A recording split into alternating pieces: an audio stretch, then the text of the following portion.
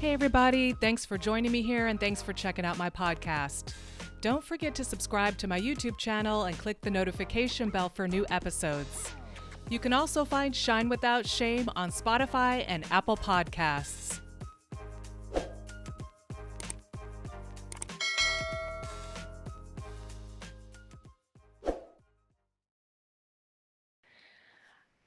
Today, my guest is Crystal Starr.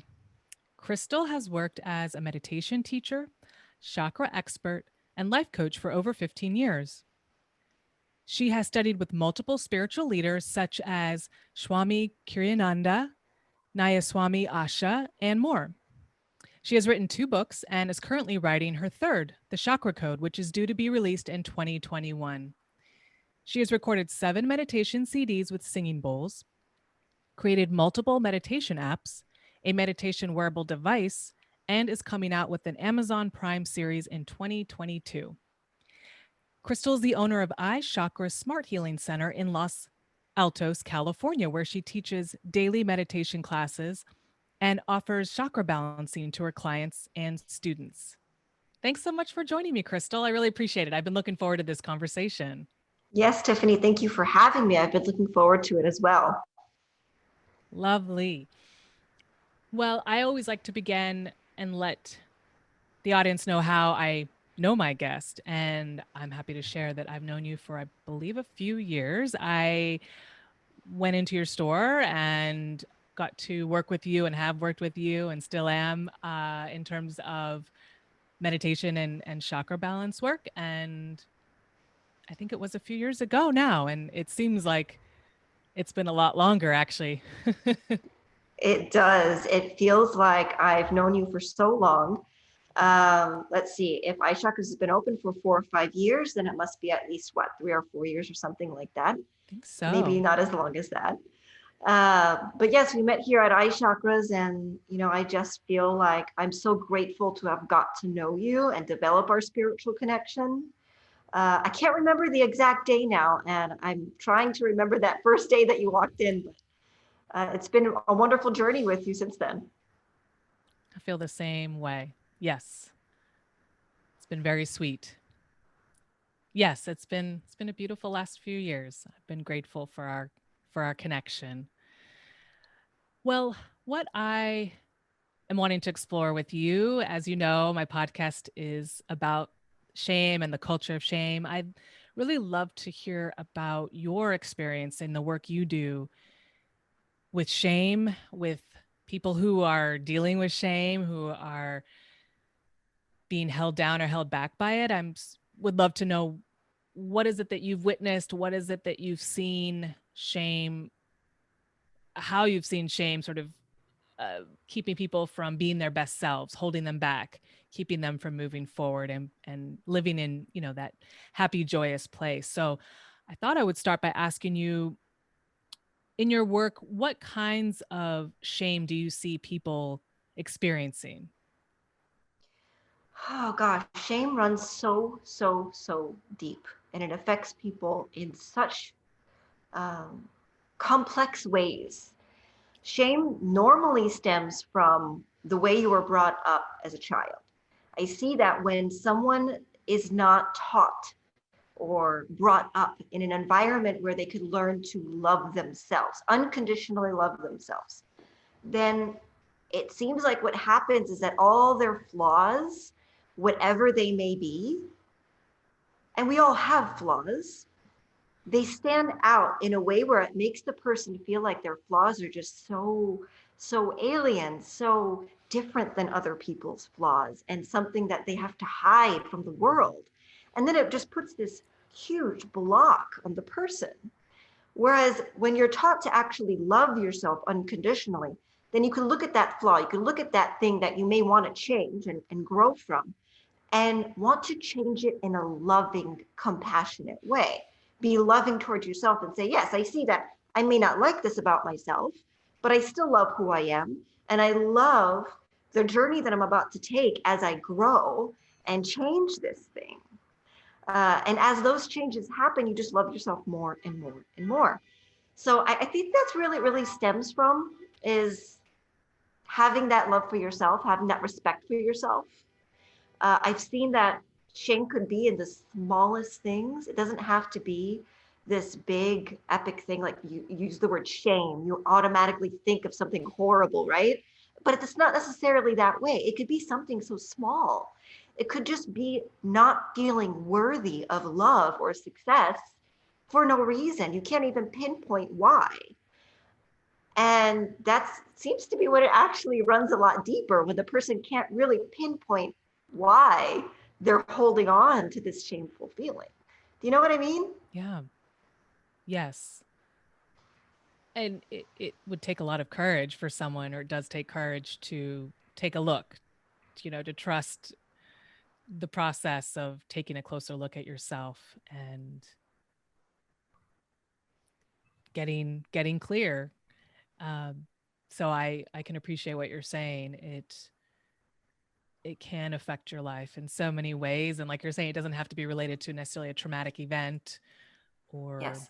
a traumatic environment that you might have lived in, although it very well could be that.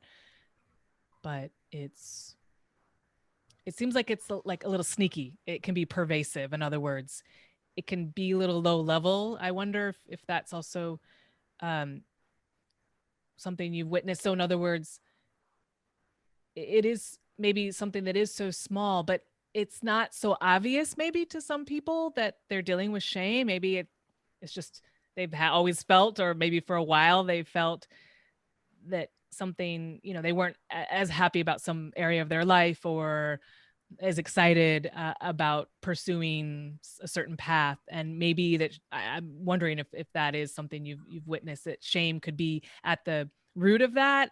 um but again, maybe in a way that isn't always, like you said, obvious, but it could be something that's just so low level that you may not even think, I need to check this out. Yeah, I know what you're saying. When it's something that they've always held on to, it becomes a part of their personality. They don't even realize that it's there. A lot of the time, people are reaching out because they know they're dealing with something and they want someone to help them deal with this feeling of shame or lack of being worthy enough. But a lot of the time, no, people grow up with it in a way where it just becomes a part of life. And if you don't know what you're dealing with, then how do you know how to reach out? How do you know how to get help, where to get help, what to say in order for someone to actually know how to help you? Right. And how do you notice, or how are you aware of shame affecting people on an emotional level, a physical level, even a spiritual level? What have you witnessed? What have you noticed about shame and how it affects people in those aspects of life? Well, we hold shame right below our belly button and above the pelvic bone. This is where we hold all of our emotions. Whether they're good emotions, whether they're bad emotions, that's where you hold it. Now, the good stuff could be like passion and excitement and seeing the beauty in life. But then there's the opposite of those emotions, which are shame and guilt and depression and all of these things that drag us down. So we hold it right there, and it affects that part of our body. So your digestion, your reproductive system, intimacy, uh, all of that area, even your kidneys, your liver, it's all affected by that area where you hold your emotions. But that chakra, every chakra really, controls an aspect of your mind, of your body, and your spirit. So shame is going to affect you on all three levels: your mind, your body, and your spirit. So we covered the body part. In your mind, it makes you put up this block, right? This block where you feel like you're just so different from everyone else around you, and the things that you're dealing with are unacceptable to society. So you have to put up a wall, and then that therefore means that you're not letting people in. Your relationships are not as fruitful, they're not as satisfying, because you're not giving all of yourself. You don't think that that part of yourself will be accepted by the other person. And that's something that happens subconsciously without you even realizing what you're doing. And then, you'll sit down and you'll say, well, why aren't I satisfied in my relationships? Why aren't I connected to anybody? Why doesn't anybody love me? But you don't even realize that you're not giving anyone a chance to love you, because you're hiding the parts of yourself that you think are ugly. Spiritually, my gosh, it could affect you in a lot of different ways. But I find that most of the time it creates a block in feeling spiritually connected to a higher power, which I call God. I mean, you could use any label you want here, but I'm comfortable with the word God. Now, if I have something in my sacral like shame, then there's a part of me that feels so shameful, I won't even be able to meditate or pray because, my gosh, who am I to pray? Who am I to receive blessings and miracles and all this blissful energy? I'm too shameful to be that vulnerable with this higher power.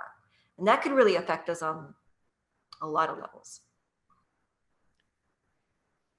That sounds like a powerful thing. Yes. And it's the sacral chakra. Is that right? That you're referring to in terms of where shame Yes, hangs out the in the sacral. body.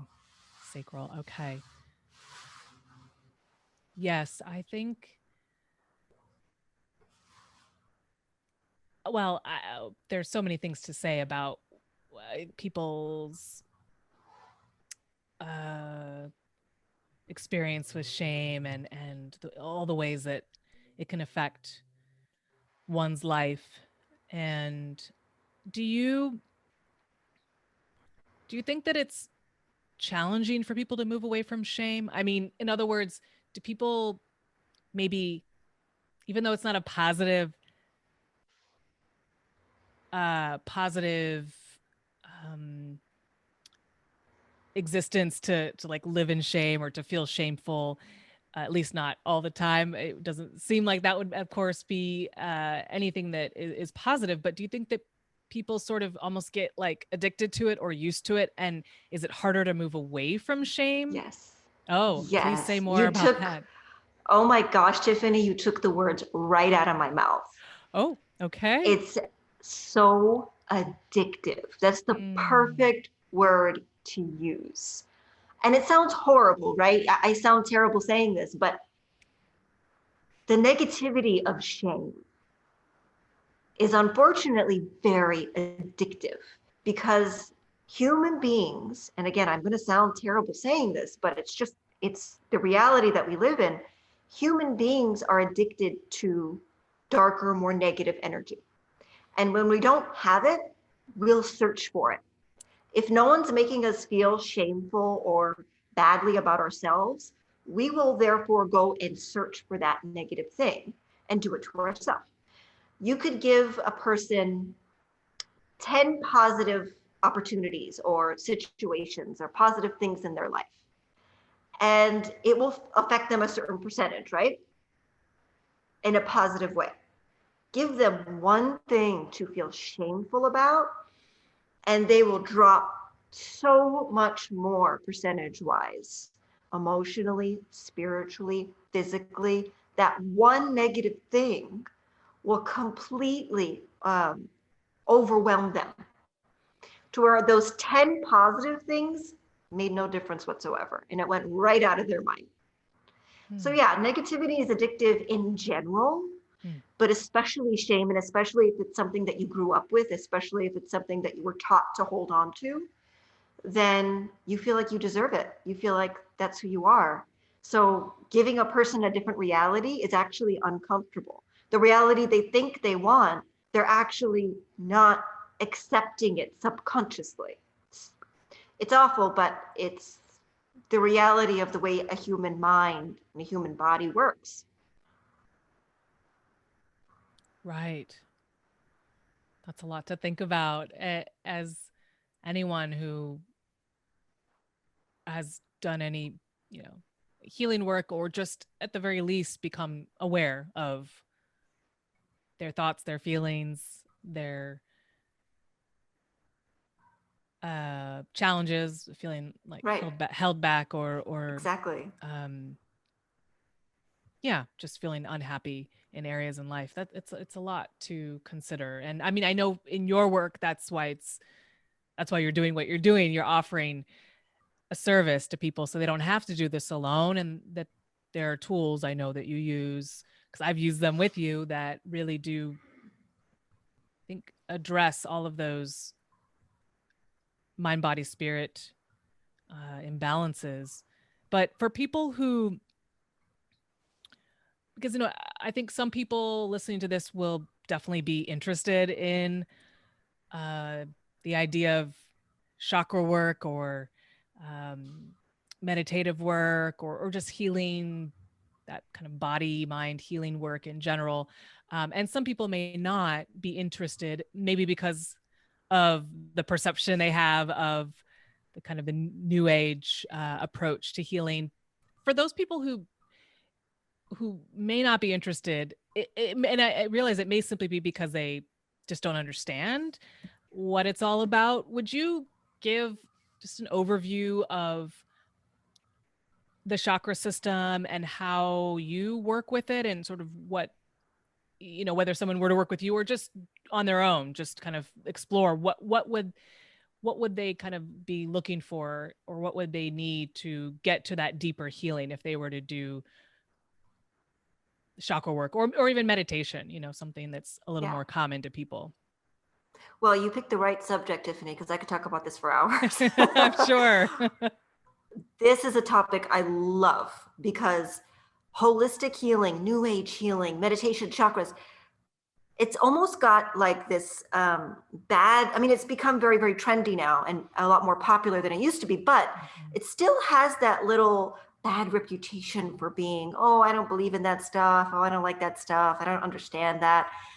And my whole mission with iChakras was all about that.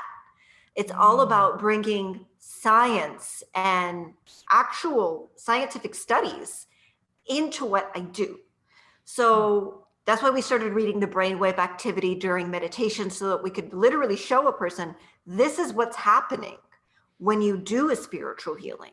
When you could read a person's brainwave activity and do the spiritual healing and show them the raw data. This is what your mind is doing during a spiritual healing. And this is what your mind is doing when you're not doing a spiritual healing. The data is right there. You can't help but see that. When you correlate your physical pains or issues or illnesses with what you're feeling emotionally, and you see that it all lines up perfectly, you can't help but open up and realize, oh, there's something to this. For example, a person falls down and sprains their ankle or hurts their back at the same time that maybe they were moving to a new job or got fired. That's your root chakra. Your root chakra controls those areas of your body. When you're dealing with shame and you have a lot of digestive issues, or you have issues with reproduction system or anything like that, you realize, wow, these two areas correlate to each other. This is not a coincidence.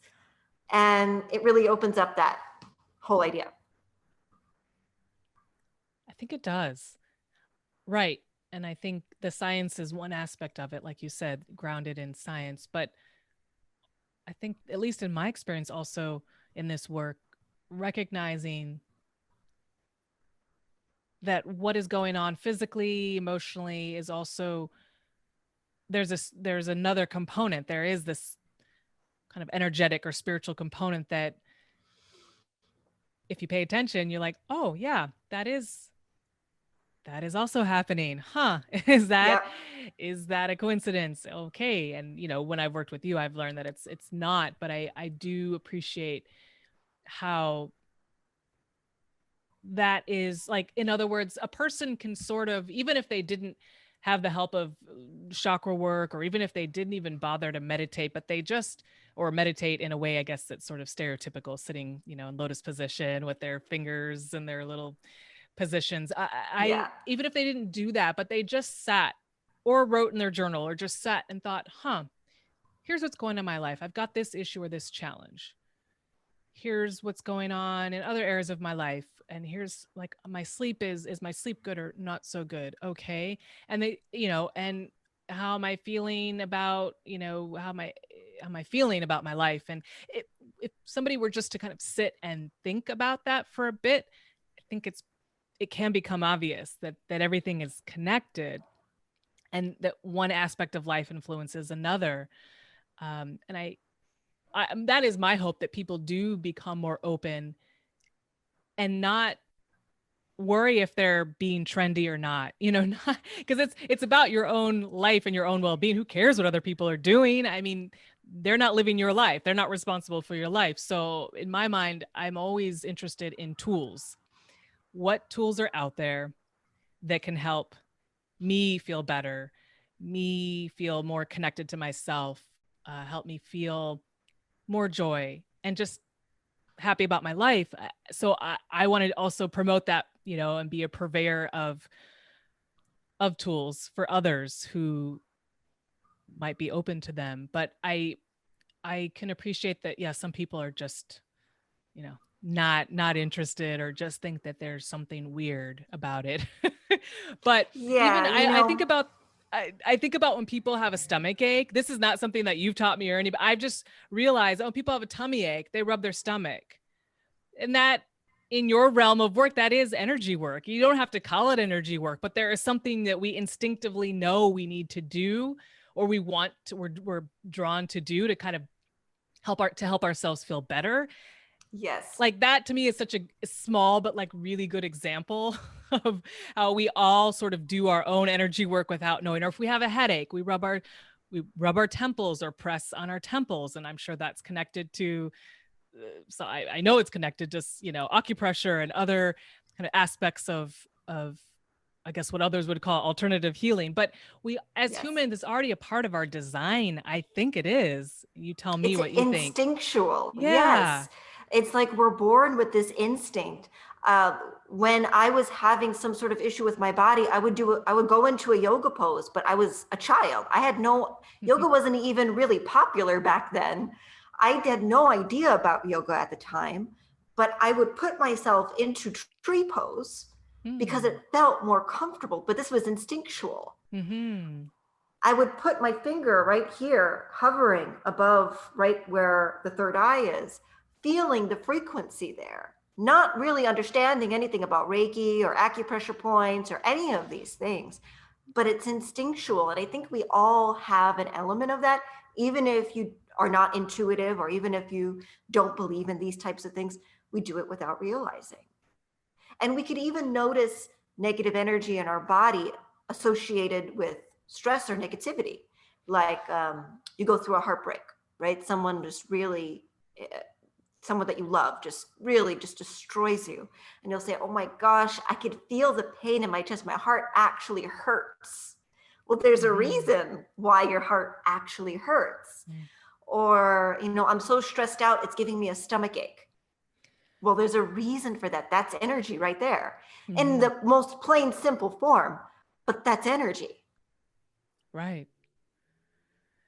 Yeah, that is important to call out, I think, because listen, if everybody could just on their own just heal themselves, just by walking around and doing nothing, then I'd say, great, keep doing what you're doing if that's working.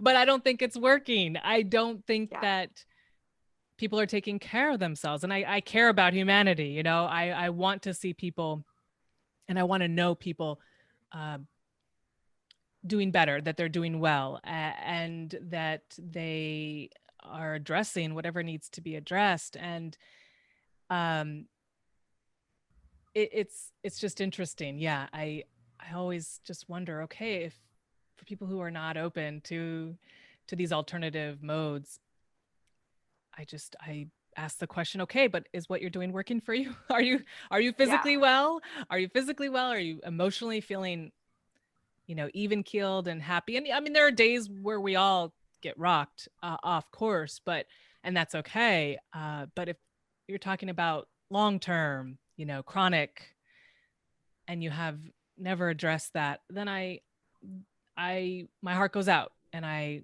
just hope and wish that people just open up. And I think people are opening up to other ways, other methods, and exploring and saying, okay, Yes. well, this hasn't worked, or my family always did this, whatever, maybe my family always went to this one doctor and we're going to do that forever. Okay, great, wonderful. But if there are things that aren't getting addressed, maybe maybe you don't have to switch doctors. It maybe you want to look into other methods of taking care of yourself. So for me, that's what I like to encourage, and to also, I guess, illustrate even through our conversation that healing work, if that's what we want to call it, it doesn't have to, like, you don't have to worship.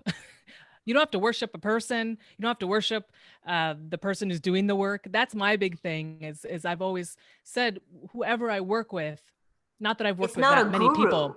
They're not some guru. They're not a god. Just Yes, like you wouldn't worship a doctor, you wouldn't worship your therapist either. You go to them for their expertise, and then you go home and you live your life. You take what you learn from them and you bring it out in your life. You know, you do the same thing when you go to school. You don't worship your teacher. It's the same thing. right. But I think so many people have took advantage of their position Mm-hmm. in this area that it's developed that theme. So I have to put that out there too. You know, a lot of people have abused that space. So it makes sense that people are wary, but I think you just have to be careful of making sure that you trust the person you're going to for help, Yes, that they're not taking advantage of you. yes. That that couldn't be more true, and I can speak from experience in my work with you and with others who offer healing services, that it really is about, it's kind of the back to the basics. Like, do I feel comfortable around this person? Do, even though it's a little scary to have to open up and reveal myself and be vulnerable, but like, do, are they really looking out for my best interests? Is it about Yes. my work, or is it about them? And that's where I Yes. really start to get clear and assess. And if it's about them, then I will usually move on, because that's not that's not going to help me. I'm not paying them so that they can make themselves feel better and look better, uh, look good. So that, I appreciate you saying though that also the reality is that some people have taken advantage of that. So it is about trusting yourself to make good decisions about what just feels right. Back to those Exactly. basics. Okay. Exactly. Well, in terms of taking steps, if somebody's listening now or watching the video later, or watching the video, and they want to start somewhere with personal well-being in the mind, kind of mind body spirit realm, what what would you advise in terms of first steps, in terms of, even if it's whether or not it's starting to work with someone, even if they don't take that step first, like what can people do to start to take care of themselves and address what they need? If they don't know how to meditate, If they don't know how to meditate, or if they uh just are interested, or want to explore the energy work, whether it's right. meditation or chakra balancing, but they may not be ready to start with working someone. What steps could they take to really make a difference? I actually, and you're gonna think this is a funny answer, but I actually don't recommend starting with meditation. Oh, And the reason okay. Good, the good. reason I say yeah, the reason I say that, I know that sounds funny coming from a meditation teacher, but the reason I say that is because when you just Google how to meditate, you'll get all of these answers that are so vague and intimidating and contradicting. And that will end up throwing you off and making you think, oh, I can't do this. Oh, I don't know how to do this. So I would start off with something else, something that is more blunt, something that is more targeted to your specific needs. You could see and hear the effects immediately. And that will kind of put your foot in. And then once you feel that, meditation becomes a lot less intimidating. Like, let's say, singing bowls, binaural beats, affirmations. These are things that you can't do wrong. And with meditation, so many people just think I'm doing it wrong, which you can't do it wrong. Um, but people are going to feel that way anyway. So it's just the wrong area to start in. Starting with these other tools will give you the tools that you need without any intimidation, because you could do these things while brushing your teeth, while working, having it on in the background, and you can't do it wrong. And you'll see those effects so immediately. It'll say, oh my gosh, how can I get more of this? And suddenly you'll have the courage to take more steps and take more steps. Okay. So what I understood was the idea of starting with some other tools aside from meditation. So it would be maybe audio tools, so binaural beats or audio files or recordings of singing bowls. Okay. And you said something else. Sorry. Affirmations are Affirmations. just yeah, it's just a great way of being able to, a lot of people are embarrassed to do this, but if you could get over that hesitation, speaking those powerful words out loud, even if you're just say it in the mirror and say it with a powerful, confident voice. I mean, you'll feel silly at first, but you'll feel the effects so strongly.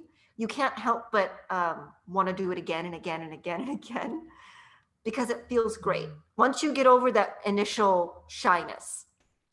And could the affirmations be something that people create themselves, or do they need to like go and look and find affirmations like a source? Either way, if Okay. you need to create your own affirmations because the issue that you're dealing with is really unique to you, then create your own.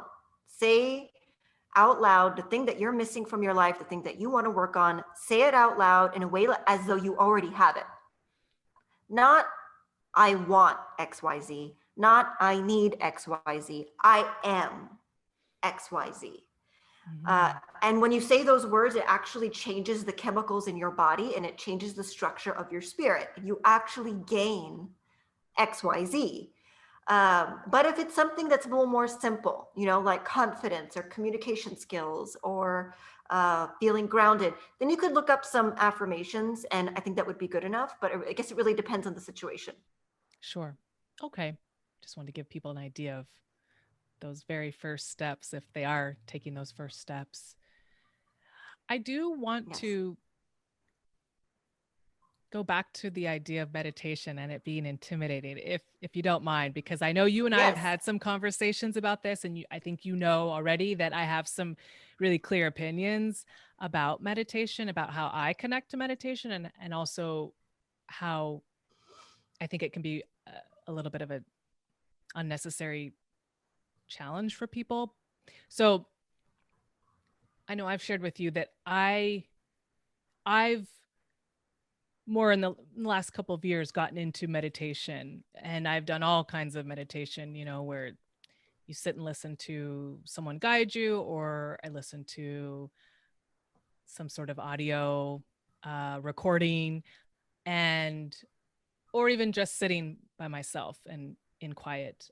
Uh, but what I've experienced with meditation is a lot of anxiety and a lot of stress. And this actually came about when I invited a meditation instructor to come to my previous job and offer a meditation class, which overall was successful and people were happy about it. But what I started to notice as the weeks went on and I participated, I was getting more and more stressed and anxious. And I was telling some colleagues this, and they said, "What? That can't be. You're not doing it right. You're not supposed to be stressed out and anxious when you're meditating. You're supposed to be calm and peaceful." And I started to explore this and have conversations with other people who are more experienced with meditation. And I like watched a video and started to read about meditation. And I learned that there are different facets or different aspects of meditation. There is meditation that, and maybe this is always what meditation ultimately can do for you, that addresses your physical body. So it addresses your central nervous system. It calms you down. It lowers your heart rate. That's very real and that's legitimate. I know that people turn to meditation for that, uh, to get calmer, to feel more relaxed. But I noticed that I was experiencing something that felt different or looked different than that. And I learned that it was because I was actually really opening up to what my internal state was inside. So I was starting to kind of I was starting to like run into old memories and old feelings, and some of which they weren't very pleasant. But in and of itself, it wasn't a bad thing. It wasn't a negative experience. It's just that I didn't have any context for why I was starting to feel so anxious and stressed. And I learned, oh, it's just because I'm getting in touch with, all these memories and old feelings and thoughts that I maybe haven't ever looked at or explored. So it was just bringing them to the surface. And then once I was able to, and with you, I was really able to hone in on my meditation practice, and I think gain more just more confidence and ability in that practice. And I was able to start to let go of what was in there. But I realized, oh my gosh, I think for some people, and this is just a hypothesis, but I think for some people, they use meditation, yes, to get calm, to relax, to clear, I guess, clear their mind. That's, which is a really tricky phrase that I know you you have some thoughts about. But I sometimes I'm thinking, I don't know if people are always able or willing to really sit with what they find inside, because it can be, I think, scary, and it can be intimidating. Not the meditating part of it, not the getting there, but once you're there, you don't know what you're going to find. Some of that stuff has never seen the light of day. And in the end, through this journey, I've been grateful. It wasn't always pleasant for me to feel those feelings. And like I said, I felt stressed and anxious at times, but it allowed me to take a closer look, acknowledge whatever was there, and then just kind of clear it out of the way. So I wonder what your thoughts are about this, because I think sometimes people maybe don't know that that's another aspect. Maybe it's all maybe it's all one experience, but I think sometimes people get scared to go inward and to really sit with what's there and address it, or at least acknowledge it. Absolutely. It's the same reason why people are afraid of eating alone, of being alone for too long. You suddenly open up to parts of yourself that you hide, which brings us back to shame. Those little parts that we don't want anyone to see, including ourselves. We hide those things deep, deep, deep down. And when we're quiet and when we're alone, that's when you really have access to those things. But you can't heal anything unless you have access to it. I said this before to you, it's like trying to clean a closet, but the door is locked. You can't. You can't clean a closet if the door is locked. So meditation is about opening up the door and seeing what's inside, but everything that's inside is not always pretty. But I put that out there, but I also want to say something else that you touched on. You started to become anxious as you started meditating more deeply, whereas your coworkers didn't really understand what you're talking about. But there might be a difference between like getting a little self-conscious about meditating and thinking you're doing it wrong and getting distracted. Oh, I got to pay my bills. Oh, I have to go home and cook dinner. And your mind just kind of goes, right? And it doesn't really let you relax or clear your mind. That's surface, right? You're just meditating on the surface. You're just trying to slow your heart rate. You're trying to slow your blood pressure and really calm the physical body. But what you did was different, because that wasn't the same anxiety as surface anxiety, not knowing how to meditate. Right. You were healing. You weren't just meditating. You were actually healing on a much, much deeper level. So there's physically meditating and quieting your mind, and then there's going way deeper, opening up that door and cleaning what was inside. So when those memories started resurfacing and you started getting in touch with what was really there, you were cleaning up what was inside that closet. Most people have anxiety on just opening up the door. So that's really good. The part that you got to was really good. Not pleasant, probably, but good. Yes. Yeah. Thank you for adding more to that idea, because I I think that it's something that I do want to say more about to people, and share my experience, and encourage people to get further into the process. Again, I didn't know what I was doing at first. I mean, I didn't know that I was going deeper. I just thought, oh, I'm just dealing with a lot of stress. Okay. I think that I just intuitively sort of just, I was ready. I had the courage. I'll say it that way. I had the courage to go there. And I think that that's something that I do want to bring to other people, share that experience and just say, look, yeah, it's going to be a little rocky possibly in the beginning, but it's really in the end, it's to me the real reason why you even want to do that work is because you get free. You get free of a lot of stuff.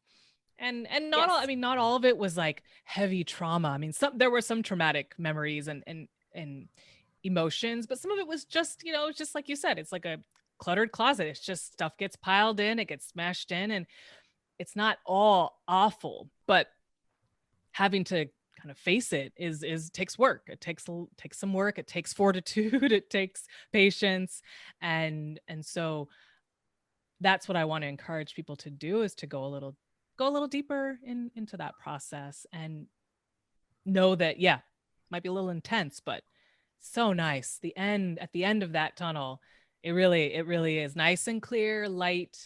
The birds are chirping, sun is shining. There's always work to do. It's not like I've healed myself completely now and forever, but I am grateful that I had the courage. And then further along my path, I had someone like yourself to really help me stay in that space and not not peace out. I'm gone. I'm done. No, I don't need to do anymore.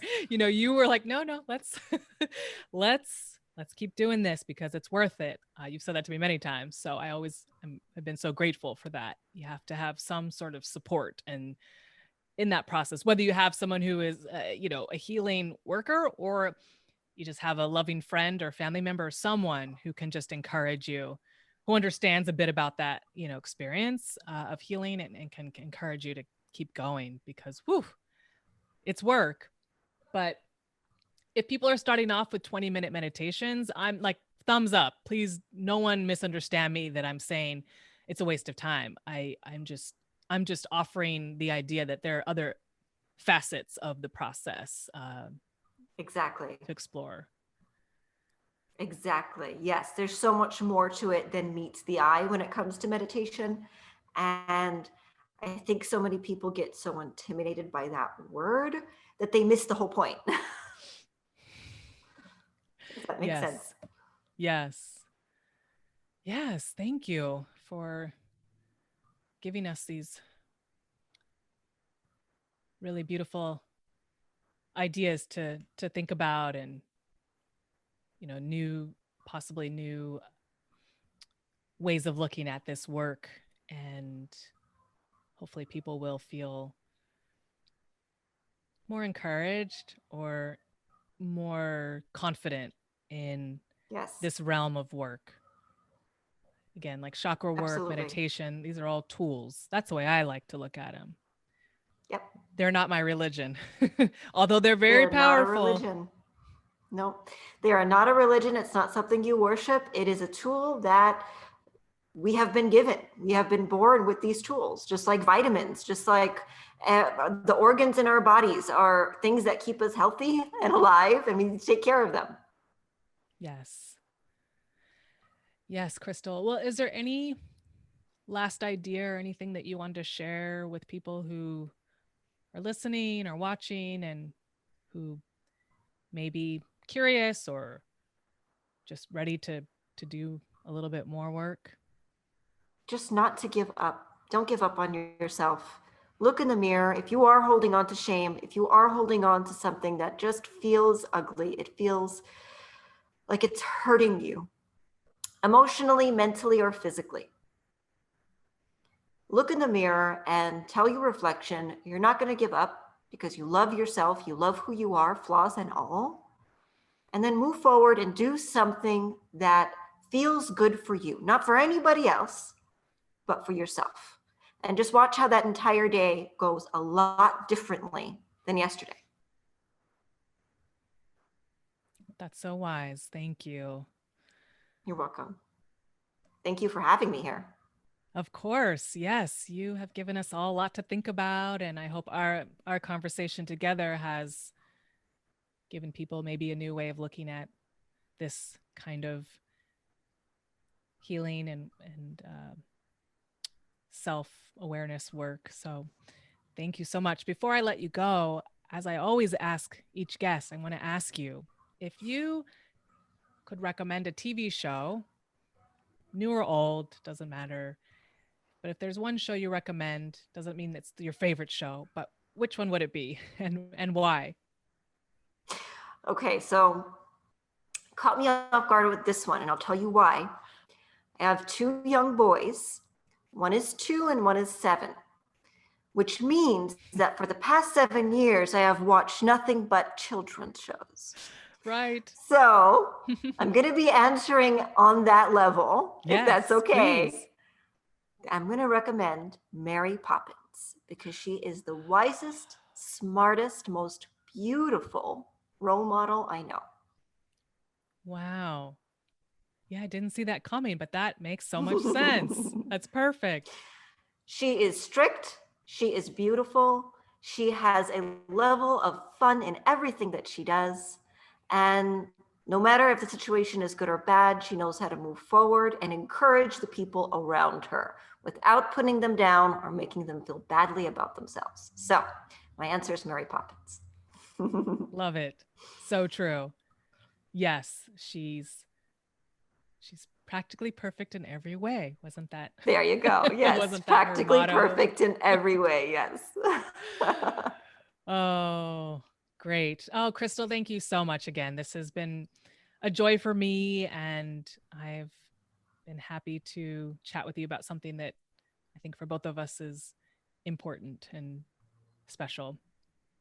Yes. Thank you for having me again, Tiffany. It was so nice to be here.